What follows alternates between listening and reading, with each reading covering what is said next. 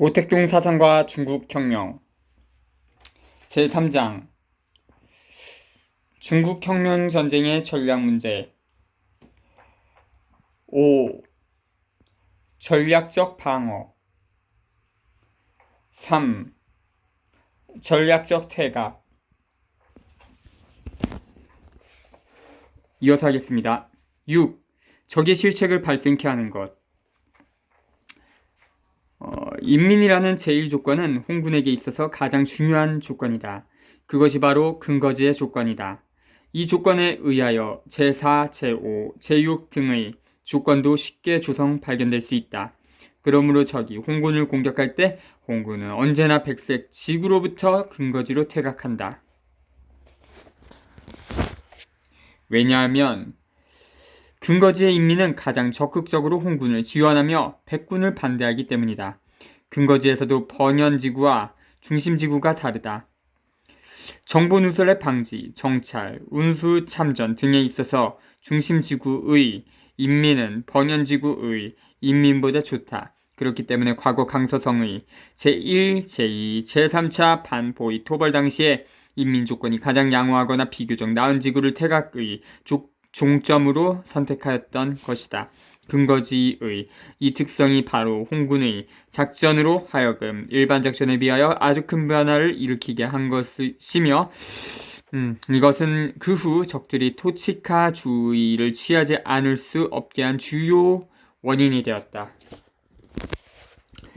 퇴각하는 군대가 자기에게 유리한 진지를 선택하여 공격하는 군대로 하여금 자기 작전 내에 들어오지 않을 수 없게 하는 이것이 내선 작전의 우월한 조건의 하나이다.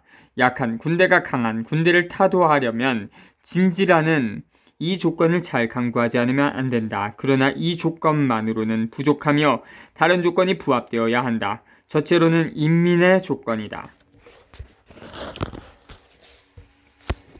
다음으로는 공격하기 쉬운 적, 예를 들면 적이 피로하였거나 적에게 잘못이 생겼거나 그 방면으로 전진하는 적군의 전투력이 비교적 결여된 것과 같은 등 조건이 필요하다. 이러한 조건이 구비되지 못한 경우에는 훌륭한 진지가 있을지라도 그것을 내버리고 계속 퇴각하여 스스로에게 요구되는 조건을 찾지 않으면 안 된다. 백색지구라 하여 훌륭한 진지가 없는 것은 아니나 양호한 인민 조건은 없다. 만일 기타의 조건까지 아직 조성되지 못하였거나 발견되지 못하였을 때에는 홍군은 근거지로 퇴각하지 않으면 안 된다. 근거지의 번연지구와 중심지구 사이에 있어서도 대체로 이러한 차이가 있다. 지방부대와 견제 병력을 제외하고 일체의 돌격 병력은 총집결을 원칙으로 한다. 전략적으로 수세를 취하고 있는 적을 공격할 때에는 홍군은 흔히 병력을 분산한다. 적이 우리를 대대적으로 공격해오면 홍군은 소위 구심적 퇴각을 실시한다. 퇴각의 종점은 흔히 근거지의 중부를 택한다. 그러나 정황에 따라 때로는 전부를 택하기도 하고 후부를 택하기도 한다. 이러한 전략적 퇴각은 홍군의 모든 주력을 총집결시킬 수 있다. 약한 군대가 강한 군대와 싸우는 데 있어서 하나의 필요한 조건은 약한 부분을 골라서 치는 것이다. 그런데 적이 공격을 개시한 초기에는 흔히 몇 갈래로 전진하여 오는 적군 중에서 어느 부대가 가장 강하고 어느 부대가 그 다음으로 강하며 어느 부대가 가장 약하고 어느 부대가 그 다음으로 약한가를 모르기 때문에 정찰 과정이 필요하다. 그것을 알아내려면 흔히 많은 시간을 요한다. 이것은 역시 전략적 퇴각을 필요로 하는 이유의 하나이다. 만일 공격하여 오는 적의 수와 힘이 아군을 훨씬 능가하는 경우 강약의 대비의 변화를 일으키려면 적이 근거지에 깊이 들어와 근거지에서 온갖 고난을 겪을 때, 예를 들면 제3차 포위토벌이 있을 때 장개석 예하 모 여단의 참모장이 살찐 자는 시달려 여위고 여윈 자는 시달려 죽는다고 말한 바와 같이 되는 경우나 포위토벌군 서로 총사령 진명추가 국군은 가는 곳마다 암흑이고 홍군은 가는 곳마다 광명이다 라고 말한 바와 같은 때가 되기를 기다려야 한다. 그래야 목적을 달성한다. 그러한 때가 되면 비록 강한 적군일지라도 크게 약화되고 그 병사들은 피로하게 되며 사기가 떨어져 여러 약점들을 노출하게 된다. 홍구는 비록 약하나 이미 휴식하여 왕성한 힘과 드높은 사기로 피로한 적을 대적하게 된다. 이렇게 되면 쌍방의 대비는 흔히 어느 정도의 균형이 유지되어 적군의 절대적 우세가 상대적 우세로 되거나 아군의 절대적 열세가 상대적 열세로 변하게 된다. 심지어는 적군이 아군보다 열세하고 아군이 적군보다 오히려 우세하게 되는 수도 있다. 강서성에서 제3차 포위토벌을 반대할 때 홍구는 극단적인 퇴각을 하였다. 홍구는 근거지의 후부에 집중하였다. 그런데 당시 포위토벌군이 홍군보다 10배 이상이나 되었기 때문에 이렇게 하지 않고는 적을 타도할 수 없었던 것이다. 손자가 말한 얘기를 피하고 그가 지쳐서 물러갈 때에 치라. 피기, 얘기, 격기, 모르겠네. 귀는 적을 피로하고 사기가 떨어지게 하여 그 우세를 감쇄시키라는 것이다. 퇴각에 있어서 최후의 한 가지 요구는 적의 실책을 조정하거나 발견하는 것이다. 아무리 유능한 적군의 지휘관이라 할지라도 항상 실수를 하지 않을 수 없으며 따라서 우리가 적의 틈을 이용할 가능성도 언제나 존재한다는 것을 알아야 한다. 적이 오류를 범하게 되는 것은 마치 우리 자신도 때로는 오류를 범하며 때로는 적에게 틈을 주게 되는 것과 꼭 같은 것이다. 뿐만 아니라 우리는 인위적으로 적군의 실책을 조정할 수 있다. 예를 들면 손자의 소위 형체, 모습을 보인다는 것과 같은 것, 동쪽에서 형체를 보이고 서쪽을 치는 것, 소위 동쪽을 공격하는 척하면서 서쪽을 공격하는 것, 성동, 격서, 그것이다. 이렇게 하려면 퇴각의 중점을 어느 한 지역에 한정해서는 안 된다. 그 지역까지 퇴각하여도 이용할 수 있는 틈이 없는 경우에는 적에게 틈이 생길 때까지 부득이 얼마간 퇴각하지 않으면 안 된다. 퇴각에서 얻을 수 있는 유리한 조건은 대체로 상술한 바와 같다. 그러나 이러한 여러 조건이 완전히 구비된 뒤에야 반격을 할 수 있는 것은 아니다. 이러한 여러 조건이 동시에 구비되기는 불가능하며 그럴 필요도 없다. 그러나 적이 처한 정세의 근거, 약간의 필요한 조건을 쟁취하는 것은 약한 힘으로 강한 적에 대항하는 데에선 전의 군대로서 반드시 유의하여야 할 바이다. 이에 대한 반대 의견은 옳지 못하다.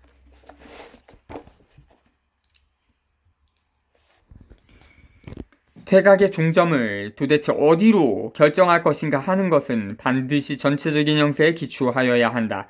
국부적 형세로 보아서는 우리가 반격으로 전환하는 것이 유리하다 할지라도 전체적 형세로 보아 우리에게 유리한 것이 못 된다면 국부적 형세에 근거하여 퇴각점을 결정하는 것은 옳지 않다.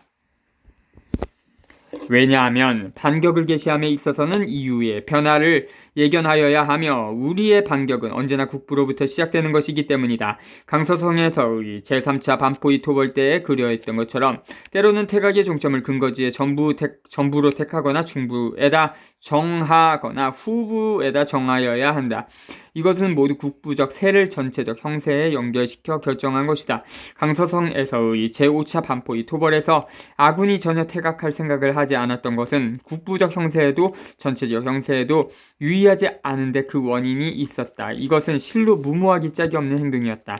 형세는 조건에 의하여 조성되는 것이다. 국부적 형세와 전체적 형세의 연계를 관찰함에 있어서는 당시 국부와 전체에 나타난 피하 쌍방의 조건들이 일정한 한도에 있어서 우리의 반격 시에 유리한 것인지 아닌가를 판단하여야 한다. 근거지에서는 퇴각의 중점을 대체로 전부, 중부, 후부의 세 가지로 나눌 수 있다. 그러면 백부에서의 작전을 근본적으로 거부하는가? 아니다. 우리가 백부에서의 작전을 거부하는 것은 적군의 대규모 포위, 토벌에 대처하는 경우에만 하나는 것이다. 비하의, 강약의 차이가 현저할 때에만 우리는 군사력을 보존하고 기회를 보아 적을 격파하는 원칙에서 근거지로 퇴각할 것을 주장하며 적을 깊이 유인하여 들일 것을 주장한다. 왜냐하면 그렇게 하면 반격에 유리한 조건을 조성하거나 발견할 수 있기 때문이다. 정확히 그렇게 심각하지 않거나 혹은 홍군이 근거지에서조차 반격을 시작할 수 없을 만큼 정황이 심각하거나 반격이 불리하게 되어 다시 퇴각함으로써 국부적 형세의 변화를 기다리지 않으면 안 될 때는 퇴각의 종점을 백구로 택하여야 한다는 것도 인정하여야 한다. 비록 우리가 과거에 이러한 일을 체험한 경우는 아주 적지만 적어도 이론적으로는 이것을 인정하여야 할 것이다. 백구에서도 퇴각의 종점은 대체로 세 가지로 나눌 수 있다. 첫째는 근거지의 전면이고, 둘째는 근거지의 측면이고, 셋째는 근거지의 후면이다. 첫째 종류의 중점으로는 강서성에서의 제1차 반포이 토벌대를 예로 들 수 있다. 그때 홍군의 내부적 혼란과 지방당 조직의 분열, 입삼노선과 AB단이란 두 가지 곤란한 문제가 없었더라면 기란, 남풍, 장수 등 세 지점 사이의 병력을 직결하여 반격할 수 있었으리라고 생각된다. AB단이란 당시 홍색 지역에 잠복하여 있던 국민당의 반혁명적 특무조직이었다. AB는 영문, 안티, 볼셰비키, 반볼셰비키의 약어이다. 그것은 당시 감강과 무수강 사이를 전진하던 적의 병력이 홍군에 비하여 아주 크게 우세하지 않았고 10만 대 4만. 인민의 조건은 근거지보다는 못하였으나 진지 조건은 갖추어져 있었으며 적의 여러 갈래로 전진하는 때를 이용 그들을 각계 격파할 수 있었기 때문이다. 둘째 종류의 중점으로는 강서성의 제3차 반포이 토벌의 경우를 예로 들 수 있다. 그때 가령 적의 공격 규모가 그 정도로 크지 않았고 복건성과 강서성 경계의 건영현, 여천현, 태녕현으로부터 전진하여 오던 적의 역량이 우리가 치기에 적합하였더라면 홍군은 천리길을 돌아 서금현을 거쳐 흥극현으로 갈 필요 없이 복건성 서부의 백구에서 직결하여 먼저 이 적을 격파할 수 있었을 것이라고 생각된다. 셋째 종류의 중점으로는 역시 상수랑 강서성에서의 제3차 반포이 토벌대를 예로 들 수 있다. 그때 만약 적의 주력이 서쪽으로 가지 않고 남쪽으로 갔다면 우리는 할 수 없이 회창현, 사무현, 안원현 지구, 여기는 백구였다.로 퇴각하여 적을 더욱더 남진하도록 유인한 후 홍군이 남쪽으로 붙어서 북쪽으로 근거지를 내부를 향하여 공격했을지도 모른다. 그때 북쪽 근거지 내부에 주둔하고 있던 적의 병력은 틀림없이 많지 않았을 것이다. 그러나 이상의 설명은 모두 가정이며 체험한 것이 아니므로 일반적 원칙으로 볼 것이 아니라 특수한 것으로 보아야 한다. 적이 대규모로 포위토벌을 해올 때는 적을 깊이 유인하여 들이고 근거지로 퇴각하여 작전하는 것이 우리의 일반적 원칙이다. 왜냐하면 이것은 적의 공격을 가장 자신있게 격파할 수 있는 방법이기 때문이다. 적을 국경 밖에서 막자고 주장한 사람들이 전략적 퇴각을 반대하는 이유는 퇴각함으로써 땅을 잃게 되고 인민에게 해를 끼치게 되며 외부에도 좋지 못한 영향을 주게 되기 때문이라는 것이다. 제5차 반포이 토벌에 있어서 우리가 한 걸음 물러서면 적의 토치칸은 한 걸음 가까이 다가오게 되고 근거지는 날로 축소되어 회복할 수 없게 된다고 한다. 만약 적을 유인하여 들이는 것이 이전에는 유용한 것이었다 할지라도 적이 토치카주의를 취한 제5차 포위토벌에 대하여는 소용없는 것으로 보고 제5차 포위토벌에 대처함에는 병력을 분산하여 방어하는 방법과 단촉한 돌격을 감행하는 방법밖에 유용한 것이 없다고 하였다. 이런 방법에 대한 대답은 어려운 것이 아니며 우리의 역사가 이미 보여주었다. 땅을 잃게 된다는 문제에 관해 말한다면 이뤄야만 잃지 않게 되는 경우가 흔히 있는데 이것은 가지고 싶거든 먼저 주라는 원칙이다. 만일 우리가 잃은 것은 땅이고 얻은 것은 적에 대한 승리일 경우 여기에다 땅의 회복, 땅의 확장까지 더한다면 이것은 남는 장사이다. 시장에서의 교역도 사는 사람이 돈을 잃지 않고서는 물건을 얻을 수 없으며 파는 사람이 물건을 잃지 않고서는 돈을 얻을 수 없다. 혁명운동에 의하여 잃는 것은 반대이며 그 대신 얻는 것은 진보적 건설이다. 잠과 휴식에서 시간을 많이 잃어버리기는 하지만 내일의 활동을 위하여 힘을 얻게 된다. 어떤 바보가 이 이치를 모르고 잠을 자지 않는다면 그는 다음날 정신이 몽롱할 것이다. 이것은 믿지는 장사이다. 우리가 저기에 제5차 포위토벌 시기에 미친 것은 바로 이 때문이었다. 땅을 좀 잃지 않으려 하다가 결국은 몽땅 잃고 말았다. 에티오피아도 우격다짐으로 싸운 결과 온 나라를 잃고 말았다. 비록 에티오피아 패전의 원인이 이 한 가지 점에만 기인한 것은 아니라 할지라도 인민에게 해를 끼치게 된다는 문제도 이와 마찬가지이다. 일시적으로 일부 인민의 가제도구가 반대당하지 않으면 전체 인민의 가제도구가 장기적으로 반대당하게 된다. 일시적인 정치적 악영향을 두려워한다면 장기적인 나쁜 영향을 받게 된다. 10월 혁명 후 만약 러시아의 볼셰비키가 좌익 공산주의자의 의견대로 대도 강화 조약을 거부하였더라면 신생 소비에트는 몰락의 위험에 봉착하였을 것이다. 레닌의 저작인 불행한 강화 문제의 역사에 대하여 이상 야릇하고도 기계에 망측한 것, 중대한 교훈과 중대한 책임, 전쟁과 호화에 관한 보고와 그리고 소련 공산당 볼셰비키 역사 간략 독주 참조. 겉으로 보기에는 혁명적인 듯한 이러한 좌경적인 의견은 소부르주아지 지식인들의 혁명 조급증에서 연루된 것이며 동시에 농민 소생산자의 편협한 보수성에 기인한 것이다. 그들이 문제를 보는 시각은 어느 부분 국부에서 출발하여 전체 국면을 통찰할 능력이 없으며 오늘의 이익과 내일의 이익을 서로 연계시키거나 부분적인 이익과 전체적인 이익을 서로 연계시키려고 하지 않으며 어떤 국부적인 그리고 일시적인 것을 쓰러졌고는 죽어도 놓으려 하지 않는다. 물론 당시에 구체적 정황에 비추어 전체 국면과 전체 시기에 유리한 더욱이 결정적 의의를 가지는 국부나 시기는 틀어잡고 놓지 말아야 한다. 그렇지 않으면 우리는 자유주의는 방임주의자가 되고 말 것이다. 퇴각의 종점이 있어야 한다는 것은 바로 이 때문이다. 그러나 이때 소생산자적, 근시안적 시각에 의존해서는 절대로 안 된다. 우리는 반드시 볼셰비키적 지혜를 배워야 한다. 우리는 시력이 부족함으로 만원경이나 현미경의 힘을 빌려야 하듯이 마르크스주의적 방법은 바로 정치적, 군사적 망원경이며 현미경이다. 물론 전략적 퇴각에는 어려움이 있다. 퇴각 개시 시기의 선정, 퇴각 종점의 선택, 간부 및 인민에 대한 정치적 설득은 전부 어려운 문제들이며 반드시 풀어야 할 난제들이다.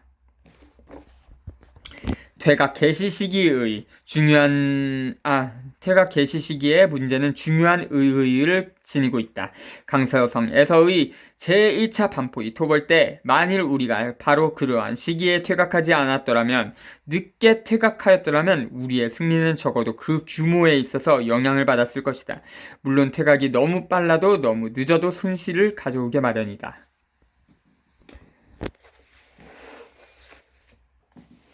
그러나 일반적으로 너무 늦으면 너무 이른 경우보다 손실이 크다. 적절한 시기에 퇴각하면 완전히 주동적 위치에 서게 되는 바, 그것은 퇴각 종점에 도달한 후의 대열을 정비하고 충분히 휴식하였다가 적이 피로하기를 기다려 반격으로 전환하는 데 큰 영향을 준다. 강서성에서의 적의 제1, 제2, 제4차 포이토벌을 분쇄하는 전역들에서 우리는 아주 여유있게 적에 대처하였다. 유독 제3차 전역만은 제1차 전역에서 참패한 적들이 새로운 공격을 그처럼 빨리 시작하리라고는 예상하지 못하였기 때문에 1931년 5월 29일에 우리는 제2차 반토이 토벌 작전을 종료하였으며 장개석은 7월 1일에 제3차 포이토벌을 시작하였다.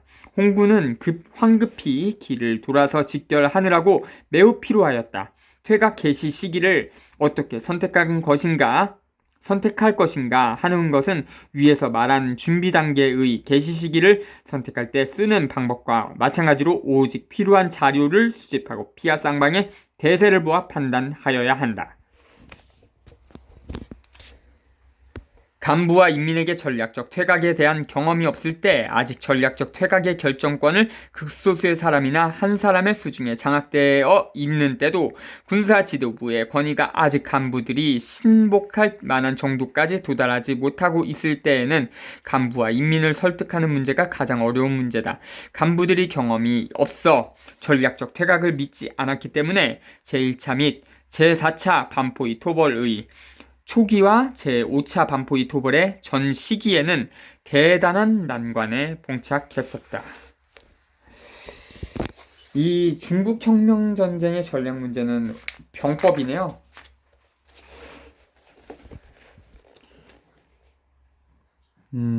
제1차 반포이 토벌 때에는 이 입상 노선의 영향으로 간부들을 설득되기 전까지는 퇴각하자는 것이 아니라 공격하자는 의견이었다. 제4차 반포이 토벌 때에는 군사적 모험주의의 영향으로 간부들은 퇴각 준비를 반대하였다. 제5차 반포이 토벌 때에도 처음에는 여전히 군사적 모험주의를 견지, 적을 깊이 유인하여 들이자는 견해를 반대하다가 후에는 군사적 보수주의로 변하고 말았다. 장국도 노선은 장족과 회족, 여기에서 말하는 장족은 사천선 서부의 장족을 가리키며 회족은 감숙청의 신강성의 회족을 지칭함. 회족 지역에서는 근거지를 창설할 수 없다는 것을 믿지 않다가 실패한 후에야 비로소 믿게 되었는데 이거 역시 그 신뢰이다. 경험은 간부들에게 꼭 필요한 것이다. 실패는 확실히 성공의 어머니이다.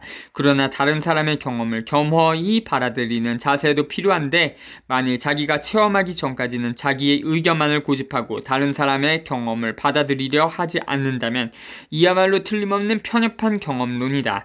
우리의 전쟁은 이러한 자세로 인하여 적지 않은 손실을 입었다. 경험 부족으로 인하여 인민이 전략적 퇴각의 필요성을 믿지 않았던 일은 강서성의 제1차 반포이 토벌 때보다 심한 적은 없었다. 당시 기란 흥국, 홍국, 영풍 등 현해 지방당 조직이나 인민대중은 홍군의 퇴각을 반대하지 않는 사람이 하나도 없었다. 그러나 그때 그러한 체험을 한 후부터의 몇 차례 반포이 토벌에서는 이러한 문제는 없어졌다. 근거지의 손실이나 인민의 고통은 일시적이라는 것을 누구나 믿게 되었으며 홍군이 포이 토벌을 격파할 수 있다는 신념을 누구나 가지게 되었다.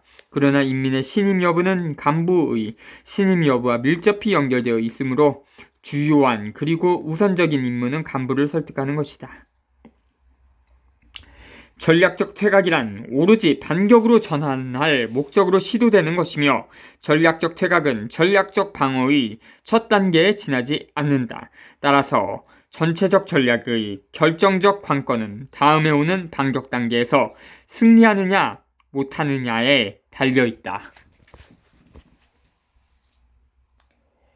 잘 읽었습니다. 자주